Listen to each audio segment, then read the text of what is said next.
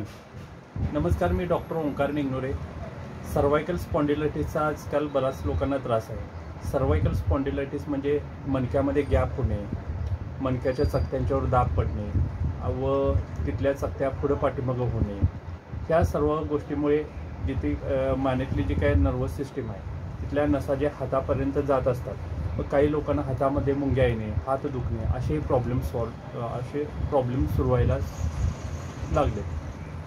हा त्रास जास्ती करून जे काय शिवणकाम करतात किंवा खाली बघून सतत काम करतात, तसेच जे बैठं काम आहे पण खाली वाकून काम करतात, भांडी घासायचं काम करतात, गारमेंटला जातात कायम, अशा व्यक्तींना कायम सर्वायकल स्पॉन्डिलायटिसचा त्रास व्हायला सुरुवात होतो.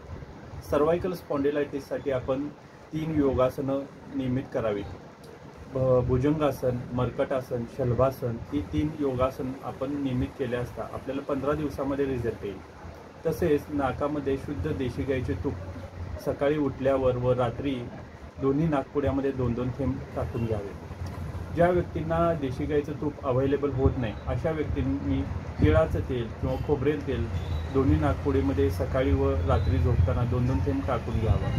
तसेच त्रयोदशांग गुगुळ, लाक्षादी गुगुळ व महावात विध्वंसवटी हे तिन्ही गोळ्या किंवा औषधं हे आयुर्वेदिक शॉपमध्ये मिळतात. पुन्हा एकदा रिपीट करतो, लाक्षादी गुगुळ, त्रयोदशांग गुगुळ, महावात विध्वंसवटी ह्या तिन्ही गोळ्या सकाळी 1 व संध्याकाळी 1 जेवणानंतर घ्याव्यात. तसेच बजरंग तेल किंवा महानारायण तेल हे गरम करून मानेला हलकासा मसाज करावा. तसेच तवा गरम करून कापडानं किंवा वाळूनं किंवा विटेनं मानेला वगैरे शेक घ्यावा. ही क्रिया सकाळी व संध्याकाळी करावी. तसेच रात्री झोपताना बजरंग लेप किंवा दशांग लेप म्हणून लेप हा मिळतो, तो लेप वाटीमध्ये घ्यावा, जरासं पाणी घ्यावं व जिथं दुखतं किंवा जिथं झीज झाले अशा ठिकाणी तो लेप लावावा. रात्री लेप करावा व सकाळी कोमट पाण्याने धुवून घ्यावे.